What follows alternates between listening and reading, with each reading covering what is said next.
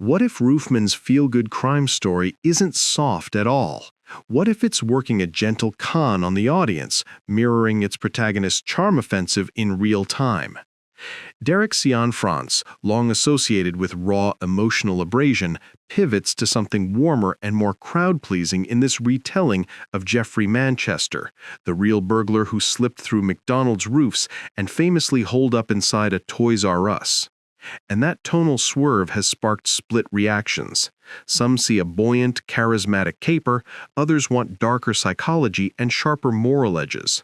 Both responses make sense, and both are useful to understanding what the film is doing. The read that unlocks Roofman is to treat its politeness not as indulgence, but as tactic, a style of persuasion that flatters, soothes, and lowers defenses until complicity feels voluntary. Whether or not one believes this is the film's conscious master plan, the effect is unmistakable. The surface invites affection as much as the subject matter asks for scrutiny. That friction is where Roofman lives. Start with Channing Tatum's turn. He's magnetic and disarming, playing the easygoing rogue with a vulnerability that makes rooting for him feel reflexive. And that's the trap. Manchester's real-world skill was making people feel weirdly safe around risk and harm.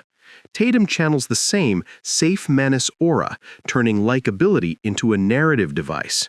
The movie doesn't plead for sympathy so much as watch audiences offer it up, and that's a quietly bracing move. Kirsten Dunst adds ballast without spiking the tone, grounding scenes that might otherwise float away on charm. Their chemistry sells the film's warmth, which is precisely why the ethical slippage lands. When the vibes are this inviting, judgment blurs at the edges. It's not absolution, it's anesthesia. Formally, the film often favors clean, unshowy setups over the raw, handheld intimacy associated with Cianfrance's earlier work, a choice that reads as deliberate restraint rather than hedging. That restraint aligns with the material, a tidy, invisible presentation that smooths away moral splinters until they're easy to miss. Even if one doesn't map every stylistic choice to intent, the overall feel, polished, friction-light, surfaces that slide, supports the con as aesthetic. Production design deepens the metaphor. The toy store world is rendered with persuasive realism, a facade that feels perfectly usable, and that perfectly usable quality is the point, authenticity pressed into service of artifice. A con only works if the surface convinces, and here the surfaces are immaculate.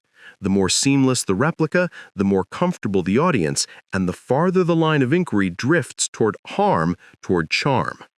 So why the split among critics? Because Roofman orchestrates a pleasant experience while sketching a morally queasy portrait, and the pleasure is powerful enough to be taken at face value. For some, the movie hasn't done the prosecutorial work. For others, the refusal to dot every I is itself the comment. Charismatic is how accountability slips. Both stances are defensible, the film plays them against each other. Expectations matter. Arrive wanting the raw devastation of Blue Valentine, and the softness will feel like a dodge, until it clicks that the softness is performing a function. Show up for a straight-arrow crime study, and the film's gentler register may frustrate. Come curious about how presentation shapes perception, and the movie opens up. Verdict: Roofman is a wily, accessible caper that doubles as a study in how style, performance, and tone lubricate our moral reasoning. Tatum hasn't been sharper, Dunst keeps the film honest, Cianfrance's restraint is the sharpened edge hidden in the smile. Worth the ticket, and worth the discomfort of realizing how easily charm gets a pass.